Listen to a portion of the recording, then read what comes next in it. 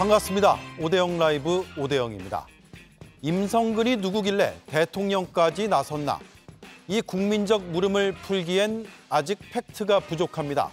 다만 어제 JTBC 뉴스룸이 보도한 단체 대화방 속 내용들이 그 물음을 더욱 증폭시킨 것은 사실입니다.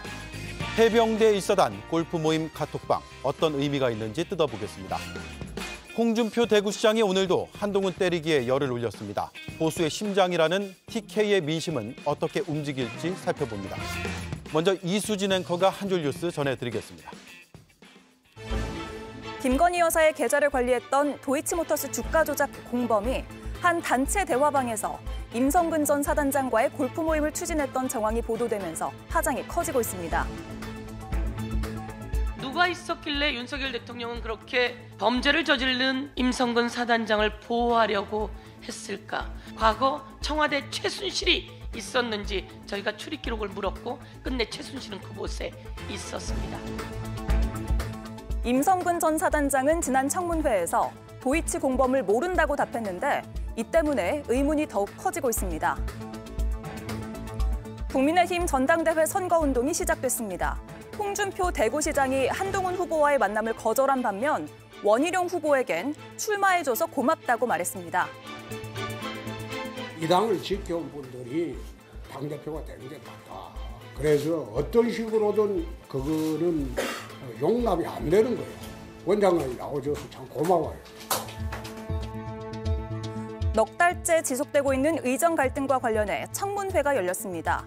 의료 공백에 대해 의사협회는 작금의 사태는 정부 책임이라고 강조했고 의세 발언으로 갈등을 키웠던 복지부 차관은 발음 실수라고 변명했습니다. 예, 단순 실수 맞습니다. 저도 그 단어의 뜻을 몰랐고요. 이게 말을 많이 하다 보면은 발음이 좀 새는 것 같습니다.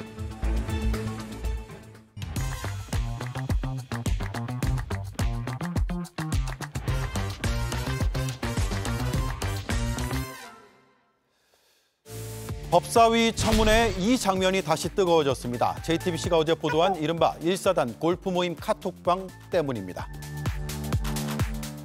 민간인이 모릅니까? 모릅니다. 해병대 출신이고 본인하고 골프 모임도 자주 온다고 알려져 있는데 모릅니까? 한 번도 골프를 친 적도 없고 전혀 저 인원은 모릅니다. 나중에 저거 드러나면 본인은 굉장히 거짓말을 잘하는 사람으로 또 한 번 폭로가 되는데도 괜찮습니까? 전혀 모릅니다. 지난해 5월 3일 이모 씨가 참여한 카톡방입니다. 청와대 경호처 출신 A 씨가 날짜를 여러 개 올리며 포항 1사단에서 초대한다. 사단장 및 참모들과 1박 2일 골프 및 저녁 자리를 같이 하면 좋을 듯하다고 제안을 합니다. 이 방에서 해병대 기수가 제일 높은 이 씨는 오라고 답을 합니다. 11일 뒤에는 A 씨가 보다 상세한 일정을 이렇게 올립니다. 6월 2일부터 3일까지 1사단장을 만나는 구체적인 내용입니다. 이 씨는 체크할게 라고 답을 했는데 실제로는 모임이 성사되지는 못했다고 합니다. 1사단 골프 모임, 이 계획을 임성근 전 사단장을 정말 몰랐을까요? 이 일정 외에 또 다른 만남은 없었을까요? 임성근 전 사단장이 최상병 사건 혐의자에서 빠진 것과 이 멤버들이 전혀 관련이 없을까요? 의혹은 계속 꼬리에 꼬리를 묻니다. 네, 함께할 네 분입니다. 한민수 민주당 의원, 오신환 전 국민의힘 의원, 김보협 조국혁신당 수석 대변인, 전성균 개혁신당 최고위원 나와주셨습니다. 안녕하세요. 안녕하세요. 네, 오신환 위원님, 예. 카톡방 보도 어떻게 보셨나요? 지금 이제 최상병 그 사건에 관련해서 왜 대통령이 중장인 임성근 사단장을 구하려고 했을까라는 포커스를 맞추다 보면 네. 다소 무리한 추측으로 저렇게 짜맞출 수밖에 없는 것이 발생한다. 저는 이렇게 보거든요. 그러니까는 군 체계에 있어서 대통령이 어떤 생각을 했는지까지는 제가 모르겠으나 아무튼 지금 카톡방만 내용으로 보면 지금 그 임성근 사단장이 중간에 누군가를 통해서 뭐 김건희 여사나 아니면 대통령에게 구명 로비를 통해서 이런 일들이 벌어졌다 이런 추측인 거잖아요. 그런데 지금 카톡방에 5명의 인물 중에 저 뭐 골프 모임이라고 하는 회동을 주도했던 사람 그것을 만들려고 했던 사람은 청와대 경호처에 있는 직원이었고 해병대 출신의. 네. 그리고 지금 이종호라고 하는 뭐 지금 김건희 여사와 관련돼 있는 인물은 저 내용으로만 봐서는 뭐 과연 임성근 사단장을 알 수 있는 인물인지 없는지를 판단하기가 굉장히 모호합니다. 그렇기 네. 때문에 저 전체 카톡방 전체 내용이 있을 거예요. 만약에 그리고 지금 공수처가 이 부분을 인지하고 지금 수사를 하고 있다고 하니까 임성근 전 사단장과 그 외에 다른 인물 지금 지난 입법 청문회에서 질의를 통해서 알려졌던 고석 변호사나 아니면 김태호 처장이나 네. 아니면 지금 일컫고 있는 이종호 씨나 이런 분들과의 관계를 수사하면 금방 나올 내용입니다. 만약에 저 임성근 전 사단장이 이종호 씨를 모른다고 했던 저 내용들이 실제로 아는 인물이었다면 저건 굉장히 큰 문제가 되겠죠. 그렇기 예. 때문에 저것은 추측으로서 우리가 카톡방의 내용들만 보고 지금 밝혀진 내용들만 보고 해석하기는 굉장히 모호하다. 저는 이렇게 생각합니다. 네. 반면에 민주당에서는 오늘 윤 대통령이 답하라 이런 논평을 냈죠. 제가 냈습니다. 제가 예. 냈는데 들어오기 전에 제 보도를 하나 봤어요. 보니까 확인해봐야 되겠습니다만 대통령이 8월 2일 날 그 장관하고 국방부 장관 이종섭 장관하고 통화하는 날 또 국방부 차관과 2번이나 더 통화한 게 또 드러났습니다. 예. 우리 국민들이 볼 때 이번 해병대원 정말 안타까운 이 순직 사건을 보면서 상당히 근본적인 물음을 던진 게 있어요. 저부터도 그런 게 있습니다. 왜 윤석열 대통령은 좀 미안합니다만 사단장 하나를 별 2개죠. 구하기 위해서 이렇게 움직였을까? 그게 의문이었어요. 무슨 관계가 있길래. 그리고 8월 2일 날 국방부 장관 통화 이후에 한 언론이 그걸 그 일지를 시간대별로 한번 분석을 했더라고요. 상당히 큰 일지가 있습니다. 정말 윤석열 정권의 핵심 실세들, 용산에 있는 대통령실 관계자들, 국방부 관계자들, 국가수사본부 관계자, 일제히 다 움직입니다. 예. 핵심은 그겁니다. 임성근을 혐의에서 빼자. 그거거든요. 근데 왜 그랬을까? 근데 이 JTBC 보도를 통해서 물론 더 밝혀지겠습니다만 전 퍼즐이 맞춰주고 있다고 생각이 듭니다. 이 이모 씨라는 분이 김건희 여사와 상당히 관련이 있어요. 지금 보도된 대로 그 주가 조작 사건 있지 않습니까? 도이치모터스. 이모 씨하고 김건희 여사요. 그렇죠. 2차 주가 조작 여전히 공소시효가 남아있다고 하는 거기에 핵심 인물입니다. 그리고 이분이 있었던 그 회사에서는 김건희 여사의 별도의 파일이 있다는 거예요. 작성해서 보관할 정도의. 예. 상당히 밀접한 관계라고 볼 수 있지 않겠습니까? 그런데 거기에서 그 임성근 사단장이 있는 곳과의 골프 모임, 임성근 사단장과 이렇게 잡고 있는 이 정황이 분명히 드러났습니다. 그러면 이건 밝혀야 되지 않겠습니까? 네. 왜 저 임성근 사단장 지금 박균택 의원 질의에 저렇게 당당하게 얘기를 합니다. 근데 우리 국민들이 다 알고 있어요. 저 청문회 자리에서 3명이 증인 선서를 거부합니다. 그게 국방부 장관, 이종섭 장관, 신범철 차관, 임성근 사단장이었어요. 저분은 저 거짓말이 사실 거짓말로 저 발언이 드러나더라도 국회에서 위증죄로 처벌받지 않습니다. 선서를 안 했죠. 그렇죠. 그러면 이거 다 밝혀져야 되지 않겠습니까? 결국은 해병대원 특검법을 통해서 이게 밝혀질 수밖에 없고 모르겠습니다. 제가 지금 예단하는지 모르겠습니다만은 이게 하나의 큰 퍼즐의 키가 될 수 있다. 네. 저는 이렇게 보고 있습니다. 네. 오신환 의원은 아직 추정 단계다라고 좀 조심스러운 입장이시고 또 한민수 의원은 좀 사뭇 다릅니다. 퍼즐이 맞춰지고 있는 단계다라는 건데 혹시 반론 있으세요? 저는 만약에 임성근 전 사단장이 정말 구명 로비를 통해서 저런 인물들에게 구명이 이루어졌다면 저는 금방 수사에 드러날 거라고 봐요. 네. 저 국민들 앞에서 단지 선서를 안 한 것은 본인의 방어권 차원에서 본인이 판단할 수 있다고 보고요.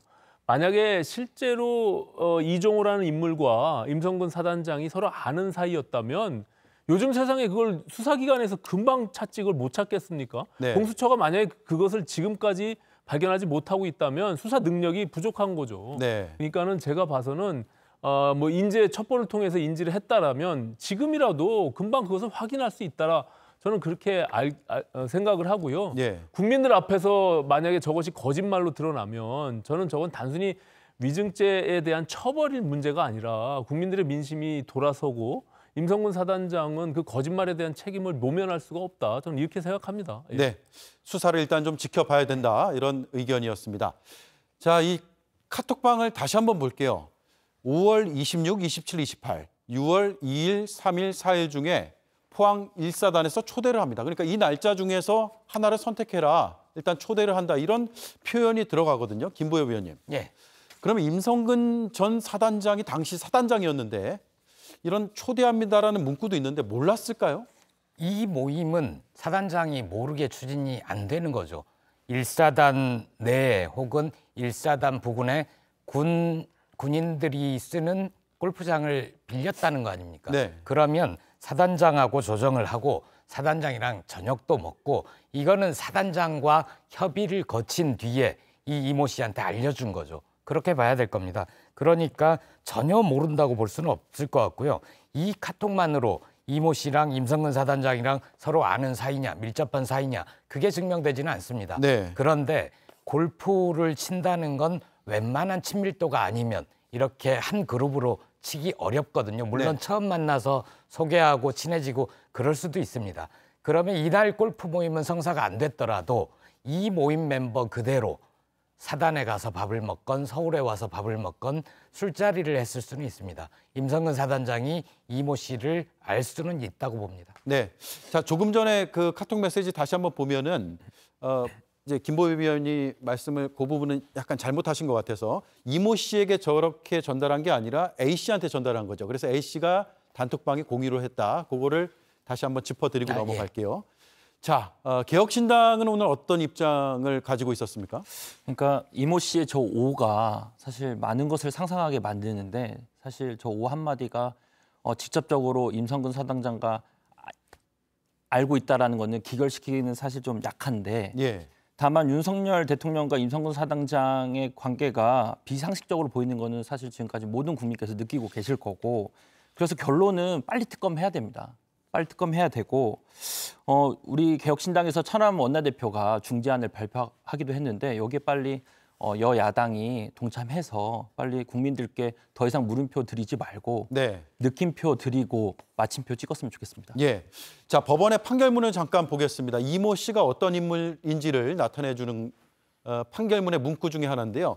이모 씨는 김건희 여사의 계좌를 시세 조종에 동원하는 등 범행에 깊이 관여했다라고 1심에서 판결을 하고 있습니다. 그러니까 김건희 여사의 계좌를 관리했던 인물로 보이고 그리고 도이치모터스 주가 조작 사건의 핵심 인물로 지금 판단이 되고 있습니다.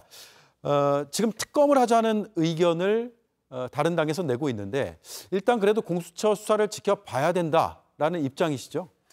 예, 뭐 지금 전당대회 과정에서 지금 한동훈 전 비대위원장이 특검에 대한 언급을 하긴 했지만 지금 당의 입장은 공식적으로도 일단 공수처가 빨리 수사를 하고 그 결과를 통해서 뭐가 미진하면 특검을 하자라는 게 기본적인 입장이고요. 예.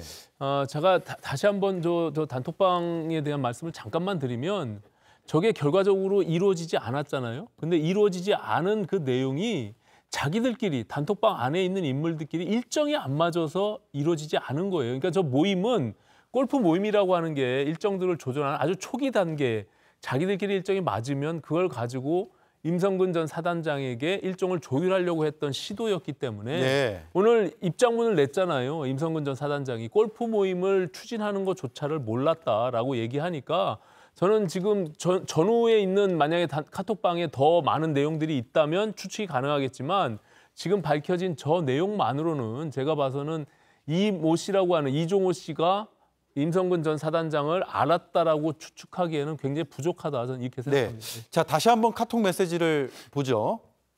아까 날짜 나왔던 거요. 그 날짜 보면은 요 다음 장이요. 전 장이죠. 예. 6월 2일, 3일, 4일 중 그리고 그 위에는 5월 26, 27, 28일 중. 요게 이제 그러니까 임성근 사단장이 이 날짜를 주어서 이걸 공유해서 그중에 고르게 하려는 목적의 카톡인지 아니면 이 구성원들끼리 일단 날짜를 대강 맞춰놓고 그 날짜 중에 하나를 임성근 사단장한테 전달하려고 했는데 못한 건지 그거는 아직까지는 저희가 추정할 수밖에 없는 그런 상황이고 오신환 의원은 일정이 안 맞았기 때문이다라고 지금 판단을 임성근 사단장의 해명을 통해서 알 수 있다 이런 말씀을 해주셨습니다. 자, 그럼 임성근 사단장의 오늘 해명을 한번 보죠. 자, A씨가 골프 모임 주선을 했는데 이게 사실인가? 골프 모임이 추진되었다는 것은 뉴스를 보고 알았다라고 답을 했습니다. 그리고 다들 일정이 달라서 추진 못했다고 하면서 그래서 저에게 알려주지 않았다고 한다라고 이 보도 이후에 본인이 확인한 것을 이렇게 공표를 했습니다. 그 다음 장도 보시죠.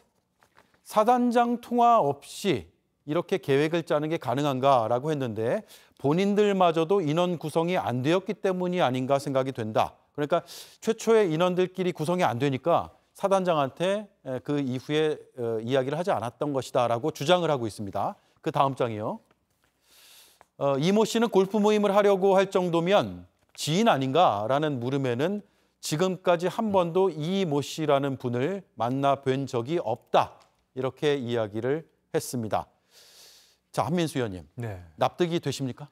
저는 상식적으로는 납득이 안 됩니다. 왜냐하면 좀 전에 카톡 메시지 중에 여러 날짜 중에 그 다음의 날짜는 6월 2일, 3일 뭐 골프 치는 사람은 다 알 겁니다. 몇 시에 방문을 해가지고 1일차에는 사단장과 함께 또 같은 참모들과 함께 운동을 하자고 저렇게 구체적으로 나와 있습니다. 네. 그 다음 2일차에는 다시 또 운동을 두 팀에서 세 팀이 운동을 하고 1시에서 2시 점심을 먹고 규경한다. 상당히 자세하잖아요. 날짜가 많이 추려졌죠. 앞장에 비해서는. 예, 디테일하지 않습니까? 근데 이거를 그 임성근 사단장이나 그 사단 측과 임성근 사단장 측과 관계없이 자기들끼리 이 정도 세부적인 날짜를 잡는다? 골프 운동하는 사람도 이렇게 날짜, 시간을 잡지 않습니다. 예. 다 앉지 않습니까? 상당히 구체적으로 상대방으로부터 이 시간대가 괜찮다든지 이때쯤 맞추면은 우리도 가능하다. 두 팀에 세 팀까지 얘기가 나오잖아요. 그래서 임성근 사단장은 지금 어떤 이유로 모른다고 하는지 모르겠어요. 실제로 모르는 건지 아니면 진짜 모르는데 이렇게까지 그 사단에 가서 사단장과 사단에 있는 참모들과 두 팀, 세 팀이면 몇 명입니까? 두 팀이면 8명, 세 팀이 12명입니다. 그런 골프 멤버를 짜는데 이 사람들끼리만 짜고 내려간다? 포항까지? 그게 상식적입니까? 네. 상당히 구체적인 양측 간의 좀 의견들이 주고받았을 거다 이런 생각이 들고요. 그리고 특검 얘기들이 나오는데 조금만 있으면 7월 19일이 우리 최혜병이 순직한 지 1년이 됩니다. 지금까지 뭐가 밝혀졌습니까?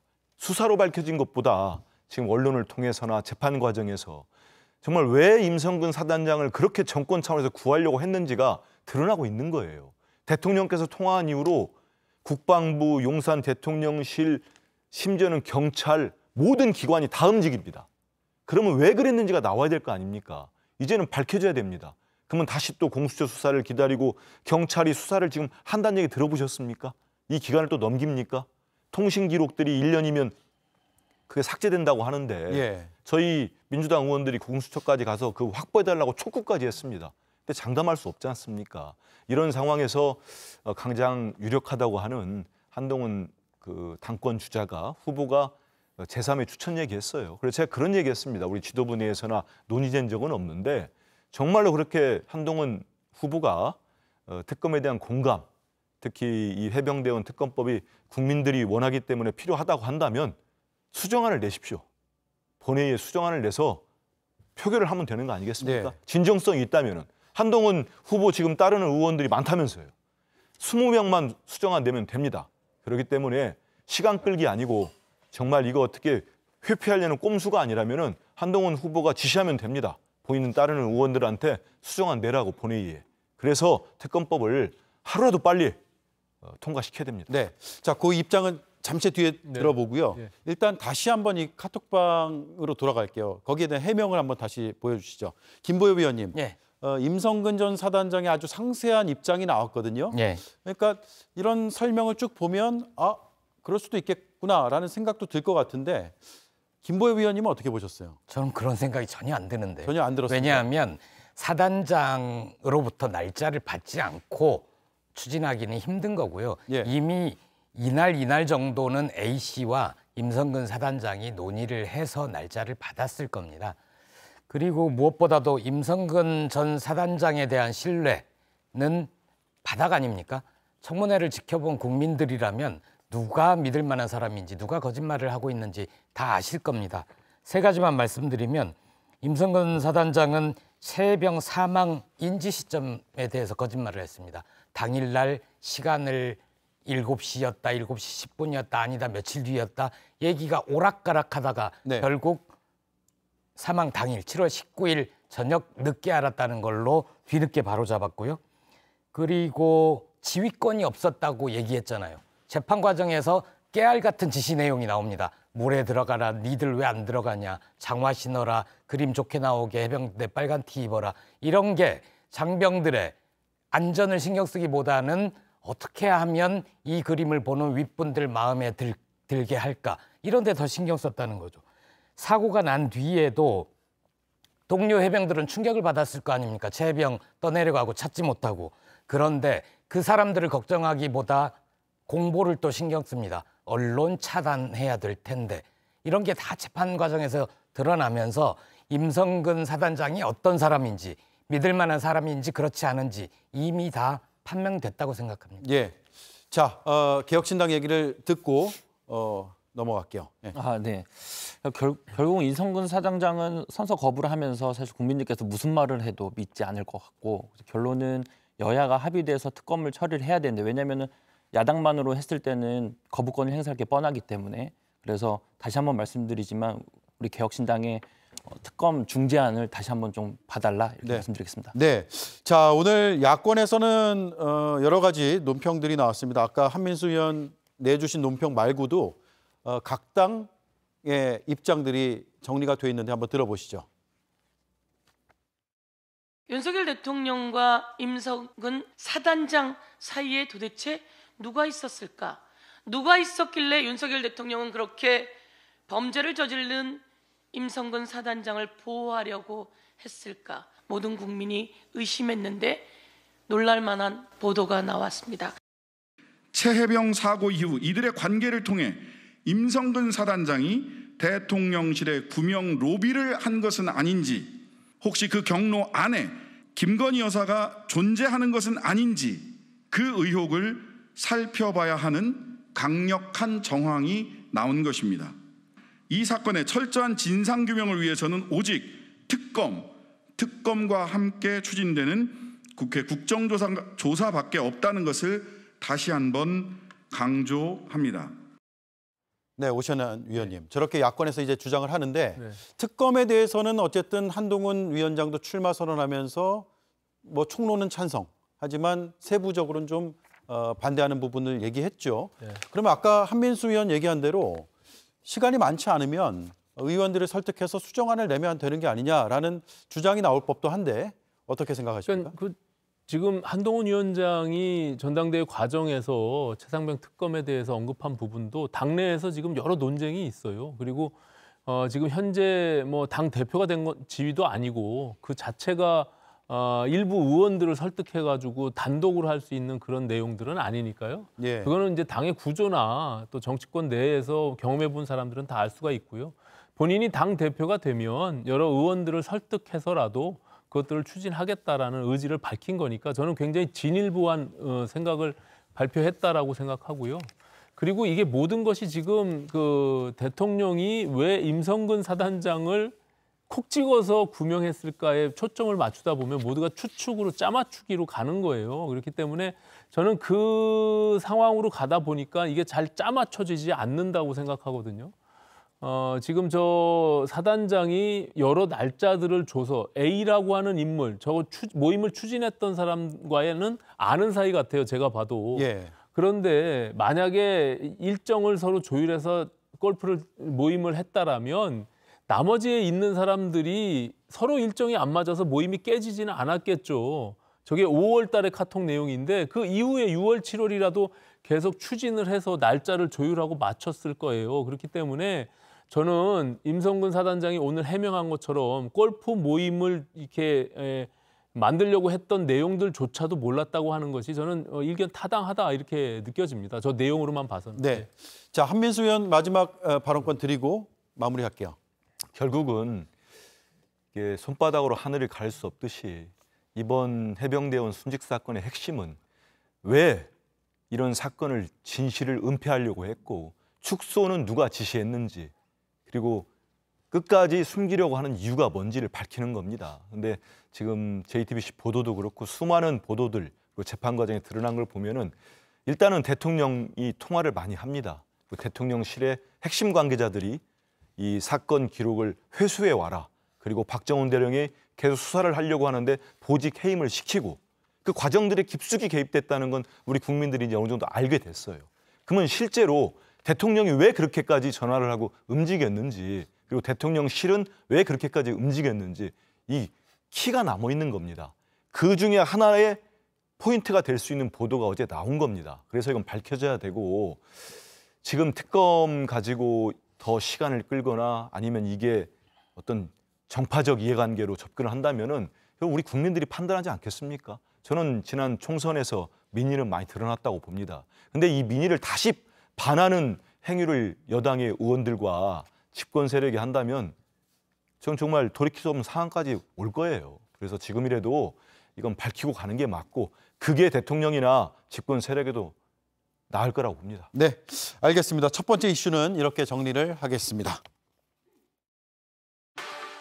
임명적으로 들어와서 총선에 그 진짜 비상대권을 줬는데 쫄딱 망했잖아. 그래 해놓고 또 하겠다. 나간 지 며칠 됐어요. 또 하겠다. 25일 날 오겠다고 하는데 내가 거절했어요.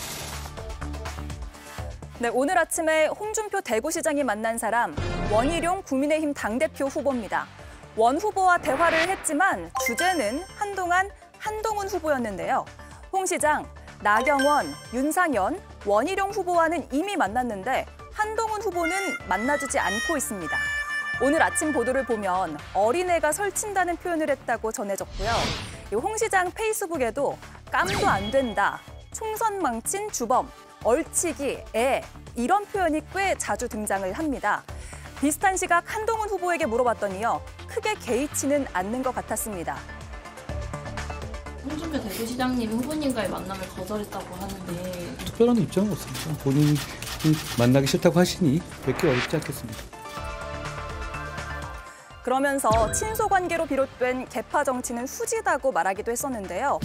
보수의 심장 대구에서 나온 설친다는 저격과 정치의 중심지 여의도에서 나온 후지다는 비판.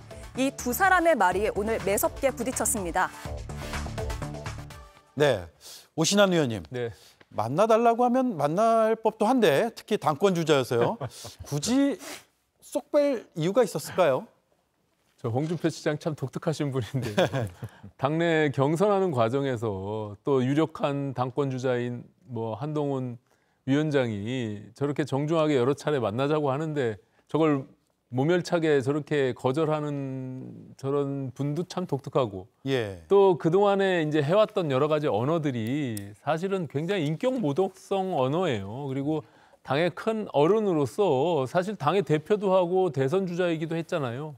그럼 홍준표 시장이 저렇게 노골적으로 싫다는 표현을 하는 것은 향후에 대권 주자로서의 어떤 경쟁심 이런 것들 때문이 아닌가라고 보여지고요. 예. 다만 이제 한동훈 위원장은 홍준표 시장에게 매달릴 필요가 없습니다. 제가 봐서 무슨 뭐 TK의 시장, 대구의 시장이 TK의 당원들의 전체를 뜻을 뭐 본인이 표하는 것은 아니니까요. 그거에 너무 매여 있을 필요는 없고 다만 예의 차원에서 다른 후보들처럼 뭐 몇 차례 요청을 했는데도 거절을 한 것이기 때문에 저는 그렇게 생각합니다. 그리고 홍준표 시장도요. 과거 2017년도에 대선 본인의 후보로 나가고 지고 나서 2달 만에 당대표 선거에 나간 그런 또 나온 그런 네. 장본인이기도 하고 아, 그러네요. 예, 그 당시에 그 당대표 경선의 토론 과정에서 마지막 토론에 이 상대 후보들한테 이 어린애들하고 토론하기가 참 싫다 이런 얘기까지 했던 과거의 전적이 있는 분입니다. 그렇기 네. 때문에 더 이상 뭐 이 당 대표 선거가 뭐 홍시민이 윤시민이 이런 것들로 치러질 수 있는 그런 선거는 아니라고 생각합니다. 지금 국민의힘의 지금 처지가 총선 참패 이후에 거듭 혁신하고 변화해야 되는 그런 어떤 소명을 갖고 있는 굉장히 중요한 전당대회라고 보고 있기 때문에 네. 저는 건강하게 우리 당원들이 잘 판단하리라 저는 이렇게 생각합니다. 네. 네. 홍준표 시장이 나머지 다 만났습니다. 특히 원희룡 전 장관을 만나서는 안아주기까지 했거든요. 그 장면 잠깐 보겠습니다. 우리를 망가뜨리고 무너뜨리고 한 애를 들어와가지고 비대위원장 임명직 온 것까지는 할 수 없다 치자. 근데 선출직까지 나와가지고 만약 그걸 뽑아준다면 이 당에 해체해야 돼. 그래서 어떤 식으로든 그거는 용납이 안 되는 거예요.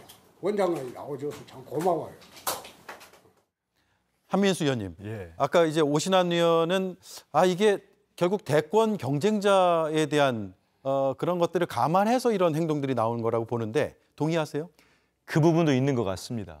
왜냐하면 이번에 한동훈 후보가 예를 들어서 결선까지도 가지 않고 압도적인 지지를 받고 당대표가 몇 당의 대표가 정식으로 되는 거죠. 이제 선출을 거쳐가지고 되면은 대권으로 갈 가능성이 높지 않겠습니까? 예. 본인의 입지가 줄 거라는 그런 심리도 있을 것 같아요. 근데 저도 뭐 정치부 기자도 오래 하면서 여러 정치인들 봤는데 홍준표 지금 시장처럼 하고 싶은 얘기 다 하고 사는 정치인은 거의 못 본 것 같아요. 예. 근데 적어도 하지만 국민의힘 의원들이나 보수층에서 정말 많은 분들이 또 한동훈 위원장을 지지하지 않습니까? 한동훈 후보를.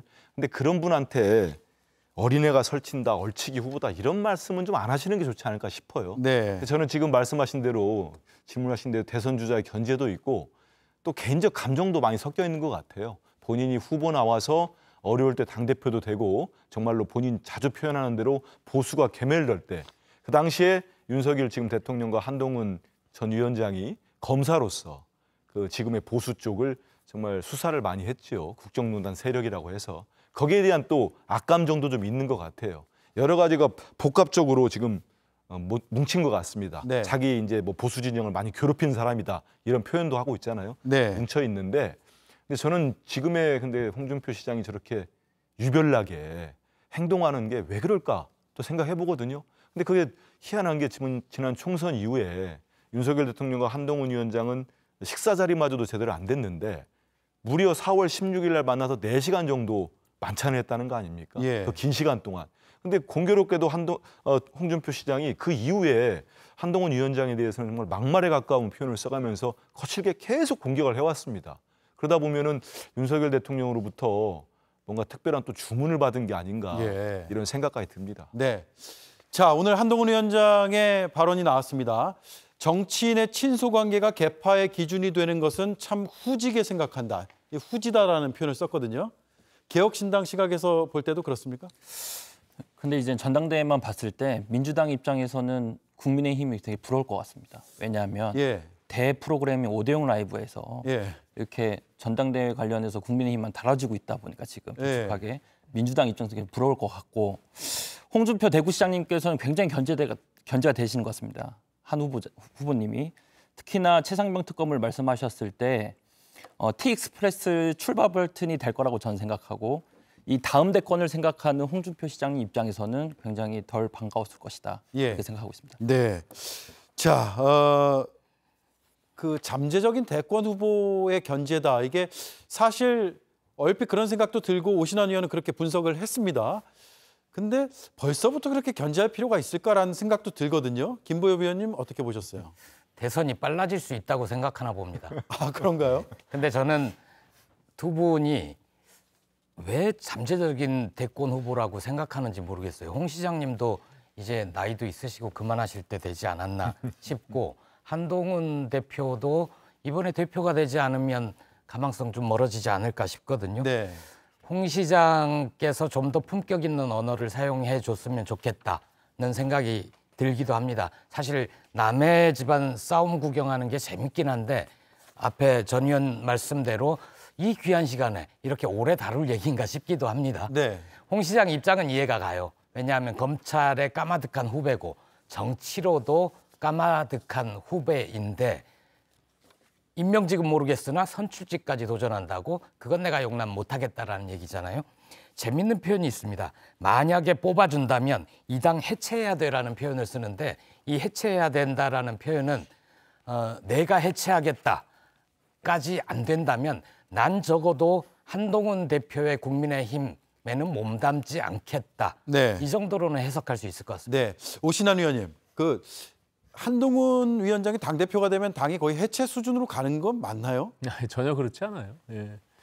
뭐 지금의 전당대회 과정이 아시다시피 지금 당원들이 80% 그리고 여론조사가 20% 이렇게 국민과 당원들이 민주적 절차를 통해서 뽑는 당대표인데 그 누가 된들 그 당이 거기에 반대한다고 해서 해체되고 뭐 분열되고 무너질 정도면 그 당이 존립 근거가 없죠. 저는 한동훈 위원장이 지금 얘기하는 여러 가지 내용들이 어떻게 보면 이게 굉장히 합리적이고 네. 상식적인 수준의 이야기들을 하고 있는 거예요. 이제 그 대세론, 소위 어대한이라고 하는 한동훈 위원장이 당대표가 됐을 때 사실은 본인의 입지가 굉장히 축소되기 때문에 그것을 막아보고자 하는 그리고 친윤이라고 하는 사실상 총선 참패 이후에도 우리 전당대회 내에 있어서는 안 되는 그런 어떤 누구와 친소관계 얘기하잖아요. 한동훈 위원장이.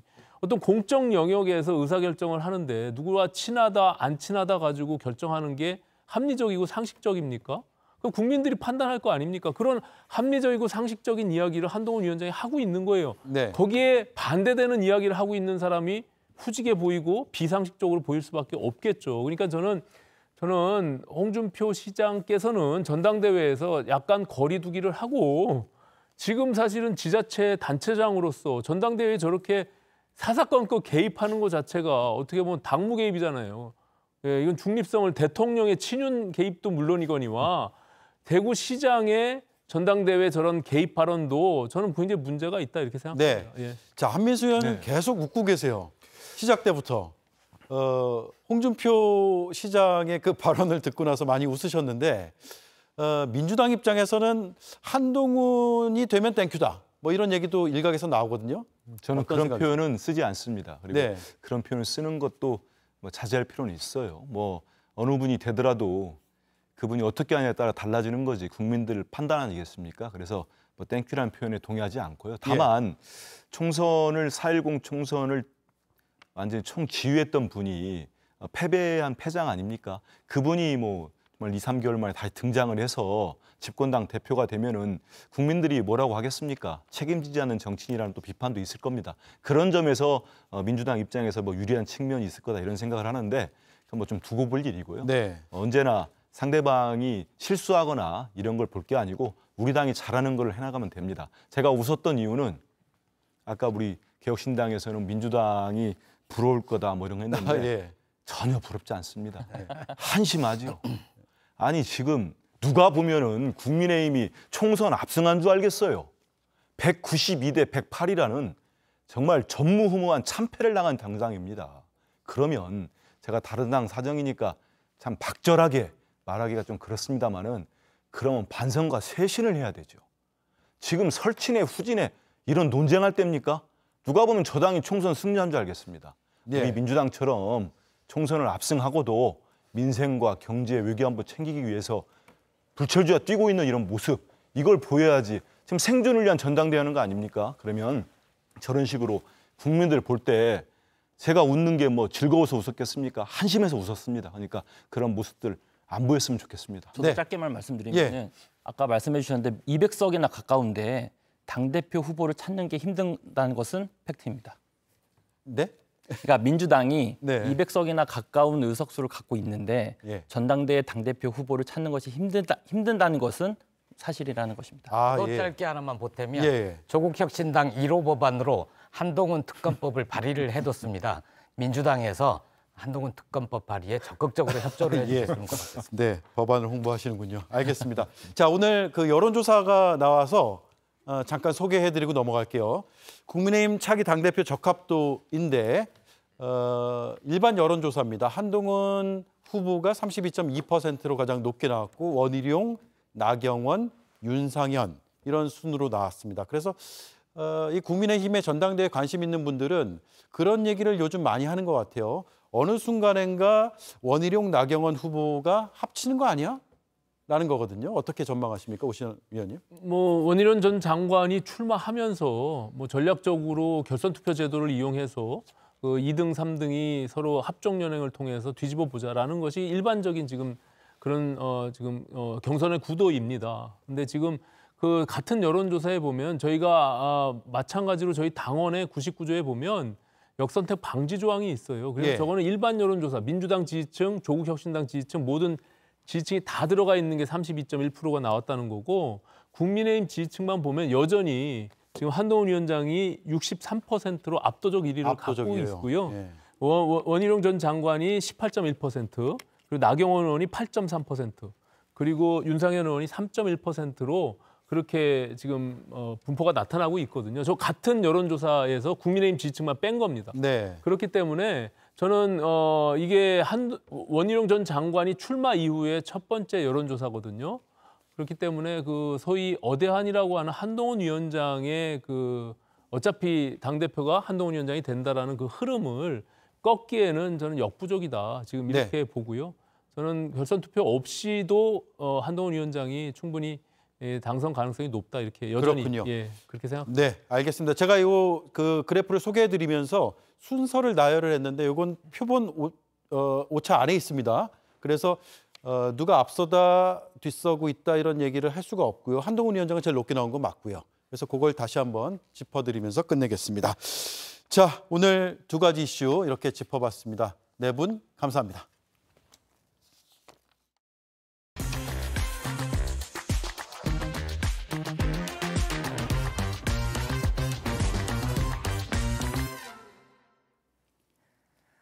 오거돈 전 부산시장이 구속수감 3년 만에 오늘 새벽 출소했습니다. 취재진의 질문에 말없이 떠난 옛 정치인의 뒷모습은 초라했습니다. 최종혁 기자입니다. 오늘 오전 5시 검은 정장 차림의 남성이 부산구치소 정문을 나옵니다. 직원을 강제추행한 혐의로 징역 3년을 선고받고 복역해온 오거돈 전 부산시장이 만기 출소했습니다. 할렐루야. 하나님 축복이 예수님의 이름으로 축복하며 기도합니다. 취재진의 질문에는 아무런 답을 하지 않았습니다. 출소 후 혹시 계획이 있습니까? 실력이 어떠십니까? 부산 시민들을 위해 한마디. 지인의 손에 이끌려 오 전 시장은 대기 중이던 차를 타고 이동했습니다. 2018년 6월 부산시장에 당선된 오 전 시장은 같은 해 11월과 2020년 여성 직원들을 강제추행했고 2020년 4.15 총선 직후 이 사실을 공개 고백한 뒤 시장직에서 물러났습니다. 5분 정도의 짧은 면담 과정에서 불필요한 신체 접촉을 하였습니다. 강제 추행으로 인정될 수 있음을 깨달았습니다. 저는 삼전 사기의 과정을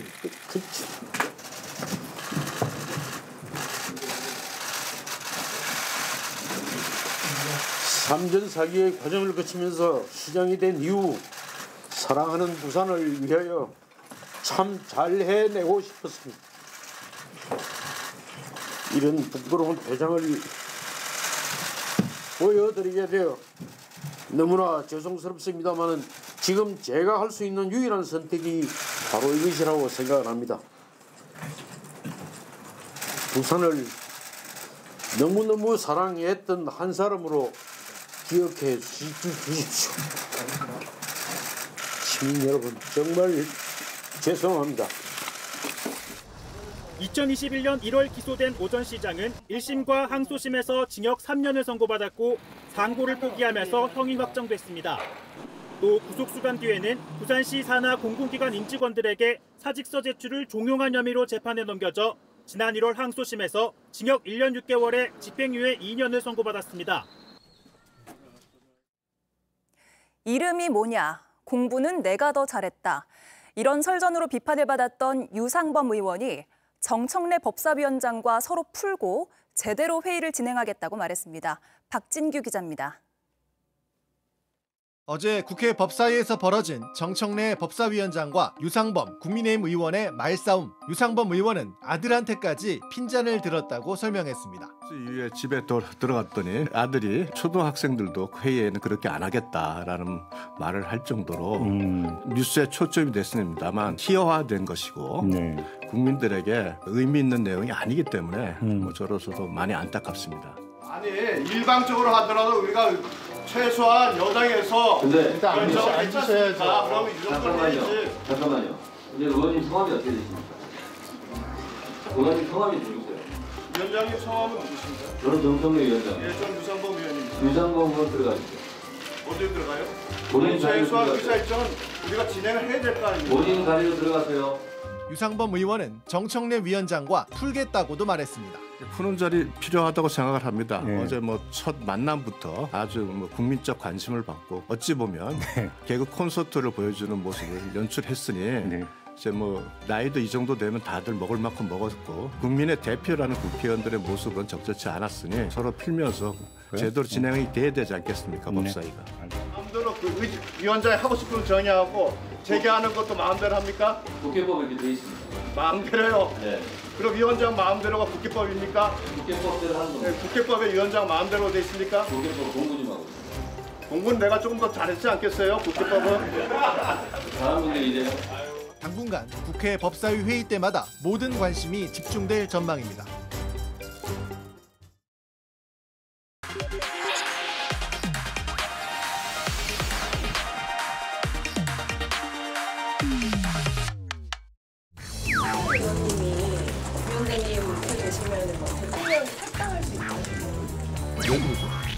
끝도 없는 얘기 같은데 제가 바뀌어야 한다고 말한 거, 변화를 시작해야 된다고 말하는 것은 지키기 위해서, 저는 지키기 위해서 바꾸겠다. 네, 오대영 라이브의 간판 코너 단도직입을 시작하겠습니다. 국민의힘이 사상 처음으로 원외 대표를 뽑습니다. 초대 대표로 유력하게 거론되는 분이 지금 제 옆에 나와 있는데요.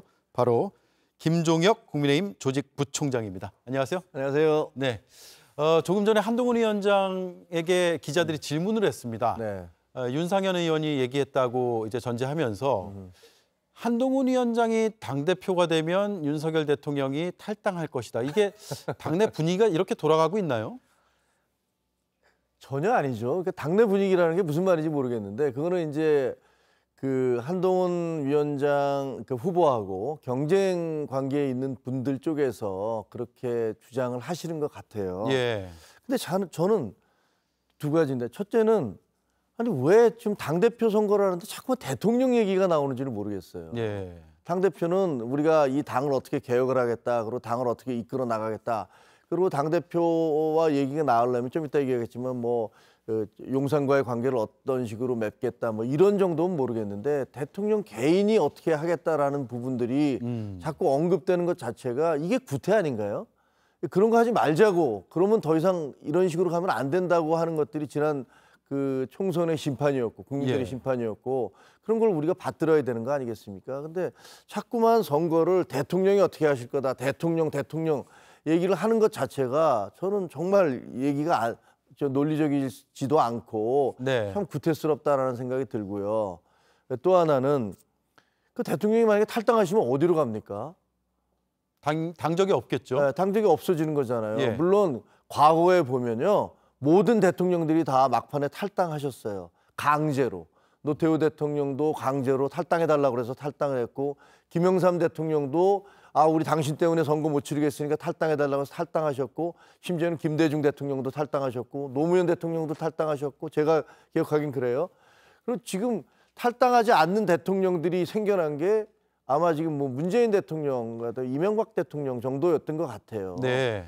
근데 대통령이 탈당을 하는 게 막판에 당에서 우리가 선거를 치러야 되는데 대통령 이미지가 너무 나빠서 안 되겠습니다. 그러니까 좀 물러나 주세요. 이렇게 얘기하는 건 봤어도 임기를 3년을 남긴 대통령이 탈당을 하겠다라는 얘기가 무슨 밑도 끝도 없는 얘기인지 그러면 탈당을 하면 대통령은 누구의 지지를 받아서 정책을 시행을 하고 국정을 이끌어 나갈까요? 네. 이재명 대표하고 손을 잡을 수 있을까요? 그럼 예를 들면 그렇진 않겠죠. 아니 그러니까 이재명 대표나 민주당에서는 이런 얘기 좀 격한 얘기입니다만 그 대통령을 악마화하고 있는 거 아니에요? 그러면서 본인들이 계속 그 증오심을 확대시키면서 표를 얻고 계신 거 아닙니까? 근데 어느 날 그 머리부터 발끝까지 이렇게 공격하던 분을 갑자기 탈당을 했으니까 우리와 함께 손을 잡자 이럴 수 없는 거잖아요. 그건 불가능한 얘기고. 그러면 양쪽 당 모두가 뭐 여당에서는 국민의힘에서는 저분이 이제 더 이상 우리 대통령 아니야, 우리 당원도 아니야 이렇게 얘기하고 그 반대쪽에서는 저분은 원래 우리가 공격하던 사람이야 이렇게 되면 대통령은 양쪽에서 공격을 받을 텐데 네. 그 결과가 어떻게 되겠습니까? 만약에 탄핵을 한다고 민주당이 치고 나오면 국민의힘은 어떻게 해야 될까요? 그러니까 제가 보기에는 논리적이나 상식적으로 전혀 말이 안 되는 얘기를 하고 있다. 네. 그런 생각이 듭니다. 이 대통령이 자꾸 이제 언급되는 게 결국 집권 여당이어서 그런 거 아니겠습니까? 그렇죠. 대통령의 뜻에 좀 반하는 당대표가 나온 경우가 많지는 않았던 것으로 보이고 그 정권이 어느 정권이든 간에 그래서 한동훈 위원장에게는 그게 한계가 아니냐 이런 분석과 함께 나오는 것 같아요. 그러니까 그 사이가 굉장히 나빴던 분이 계시긴 계시죠. 이명박 대통령과 박근혜 그렇죠. 대표 두 분은 이제 경선 과정에서 너무나 치열하게 싸웠기 때문에 사실은 나중에 그 싸우던 내용, 그때 상대방을 공격했던 내용이 다 검찰의 그 수사 대상이 돼서 그것 때문에 결국은 두 분이 그 감옥에도 가고 그 상당히 고초를 치르신 거 아닙니까? 굉장히 비극적인 사태죠. 네. 그 당대표하고 집권 당대표하고 대통령이 충돌을 한다는 건 참 안 좋은 얘기예요. 근데 그 지난 2년 동안에 그 많은 국민들이 그렇게 얘기를 하셨고 저희도 그걸 절감을 하는데 이게 당정 관계가 지금 거꾸로 가는 거 아니냐. 왜 민주주의가 진척될수록 이게 합리적이고 수평적인 당정 관계, 대통령과 당대표의 관계가 아니라 이게 뭐 용산에서 한마디 하면 예를 들면 국민의힘은 몸살을 앓고 뭐 이런 식의 당정 관계가 문제가 아니냐라고 비판을 언론도 하셨고 네. 국민도 하셨고 그래서 결국은 저희가 그 선거에서 대표한 거 아닙니까? 그렇다면 이번 선거에서는 모든 후보가 나서서 야 우리가 당정 관계를 좀 재정립을 해야 된다. 네. 그리고 대통령도 그리고 당도 서로를 존중하는 관계. 그래서 서로 문제를 같이 해결하려는 그런 관계. 한쪽에서 일방적으로 지시를 하고 다른 쪽이 따라가는 그런 관계 안 된다. 모두가 그렇게 얘기하셔야 되는 거 아닌가요? 네. 근데 지금 거꾸로 가는 것 같아요. 그러네요. 그 한동훈 위원장의 그 메시지가 조금 오락가락 혹은 모호하다 이런 비판적인 견해도 있습니다. 예를 들어서요. 해병대원 특검 있잖아요. 네. 이 사건 특검에 대해서는 찬성을 한다는 입장인데 보수층에서는 이 특검이 결국 대통령을 겨냥하는 특검 아니냐. 그래서 탄핵몰이하는 거 아니냐 이런 의견들도 일부 있습니다. 그런데 대통령의 또 탄핵은 맞겠다라는 메시지가 나오니까 보수층 내에서 좀 헷갈린다라는 의견들이 있어요. 첫째, 대통령이 탄핵이 되면 그러면 가장 큰 타격은 국민의힘이 보는 거죠. 네. 그리고 그 탄핵을 한 당의 다음 대통령이 될 수 있겠습니까? 그러니까 지금 저희 후보들은 다 그 대통령이 될 수가 없죠.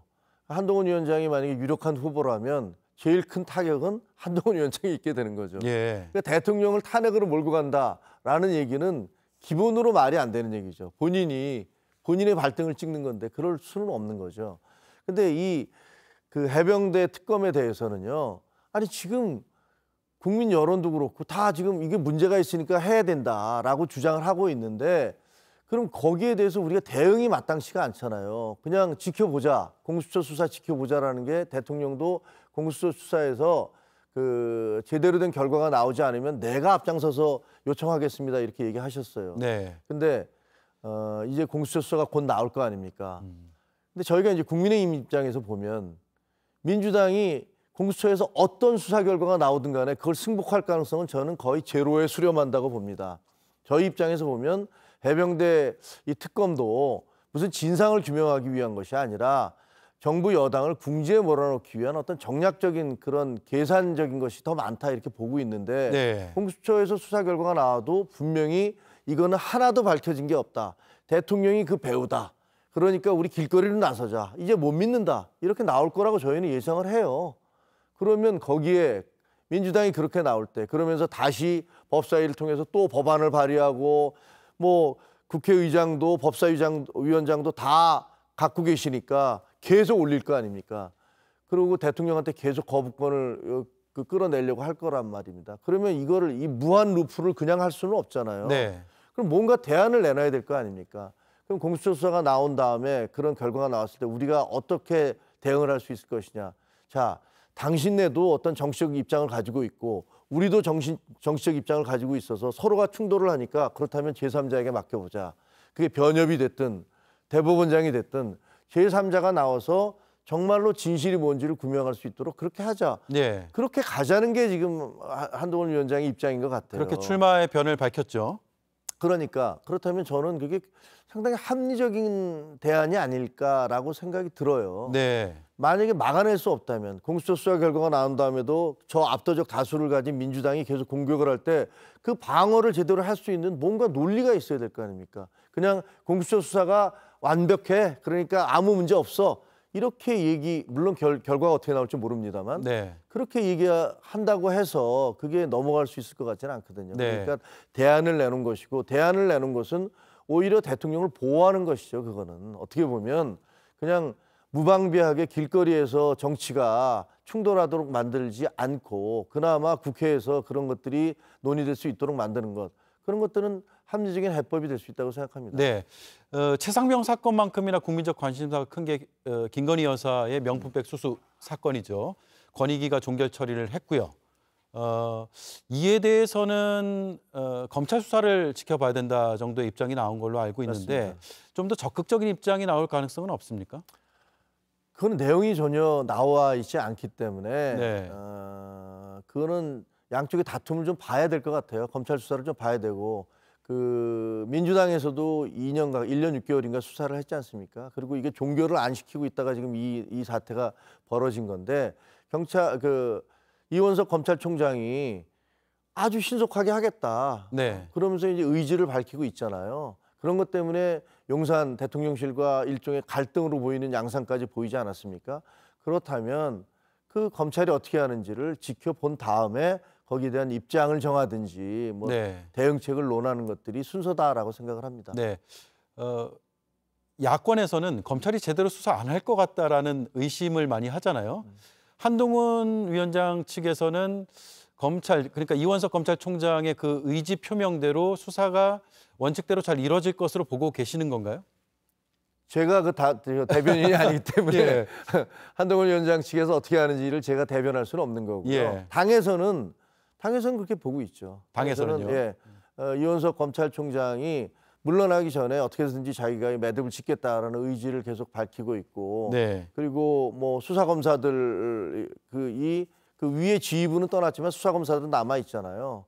뭐 그런 여러 가지 정황을 고려해 본다면 아마 이원석 검찰총장은 이 부분을 제대로 수사해서 국민들에게 납득할 만한 설득을 내놓지 못하면 검찰이 존망의 위험에 처하게 된다. 이런 생각을 하겠죠. 예. 전당대회에서 이제 지금 4명의 후보가 등록을 해서 오늘부터 이제 선거전을 치르게 됐는데 나경원 그리고 원희룡 후보 둘 중에 한 후보가 좀 단일화를 하는 거 아니냐 한쪽으로 이런 해석들도 좀 있습니다. 어떻게 보세요? 가능성이야 뭐 다 열려 있죠. 어떤 가능성이 없겠습니까? 심지어는 뭐 한동훈 후보와 나경원 후보가 됐든 뭐 그런 분들이 단일화할 수 있는 가능성도 뭐 이것은 거의 소설에 가까운 시나리오입니다만 모든 가능성은 정치판에서는 다 열려 있는 건 사실이죠. 네. 그리고 근데 만약에 그 두 분이 이렇게 단일화를 해서 지금 본인들보다 정치 경력도 훨씬 낮고 나이도 훨씬 어린 그런 한동훈 후보의 맞대응을 하겠다는 그런 모습을 보여주면 글쎄요. 그게 당원들이 그걸 어떻게 바라볼까요? 네. 국민들은 또 어떻게 보실까요? 이게 뭐 하는 짓이야 이런 생각하지 않을까요? 네. 그리고 거기에 그 배후에 혹시 또 무슨 용산이 있는 거 아니야?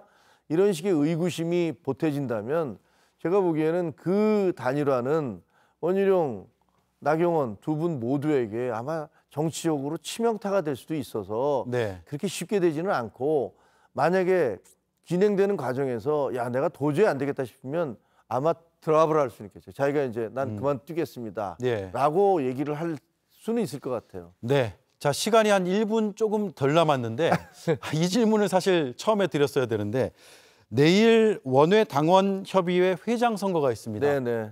우리는 이제 언론에서는 쉽게 표현하느라고 원외 대표 이렇게 얘기를 하는데 유력하게 거론이 지금 되고 있습니다. 앞으로 이제 활동을 하게 된다면 어떤 부분에 초점을 맞추실 생각이세요? 제가 아직 당선된 게 아니고 내일이 이제 찬반 투표가 있어야 됩니다. 네. 이게 하지만 지금 현재 국민의힘 입장에서는요 거의 수도권에서 전멸에 가까운 패배를 했거든요.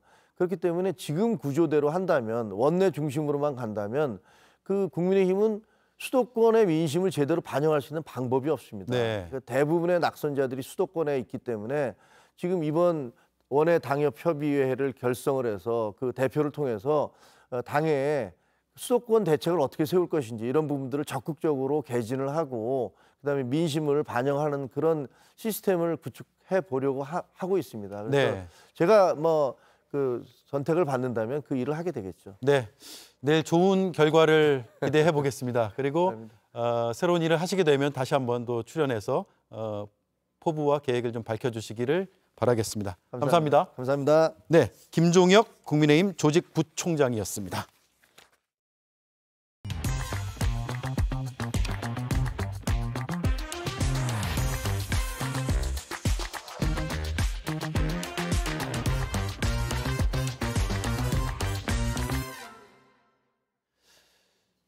사장님 나빠요. 이주 노동자들이 한국에 오면 먼저 배우는 한마디라고 하죠. 산업 현장의 부끄러운 자화상을 상징하는 말이기도 합니다. 그런데 이젠 이 한마디로 대체될 판입니다. 비상구가 어디예요? 안전교육을 잘했다는데 왜 노동자들은 출입구 반대편으로 대피를 했을까요? 비상구가 어디예요? 이건 묻지 않아도 가장 먼저 일러줘야 하는 기본 중의 기본입니다. 기본을 제대로 지켰는지 철저히 따져 묻기를 바랍니다. 앵커 한마디였습니다. Stand by. Who drank it? 커피 테이스트 더블로 끌어올리다. 네스프레소. 어딜 비벼? 그 정도로 120% 초시원 매콤 120% 초넉넉 진 비빔면은 못 비비지 오뚜기 진 비빔면 캐럿을 몰랐다면 놓칠 뻔한 할인이 무려 20%. 억울할 뻔. 캐럿은 가입하고 안전하게 운전하면 누구나 20% 추가 할인. 할인을 새롭게. 캐럿. 진짜 힘들어서 다들 금방 떴거든요. 링티 마시면 너무 좋다고 다들 찾는 거예요. 야, 너만 마시냐? 뛰는 게 달라요. 운동 갈 때 꼭 챙기세요. 마셔봐서 압니다. 링티. 네, 오대영 라이브 마칩니다. 내일 뵙겠습니다. 고맙습니다.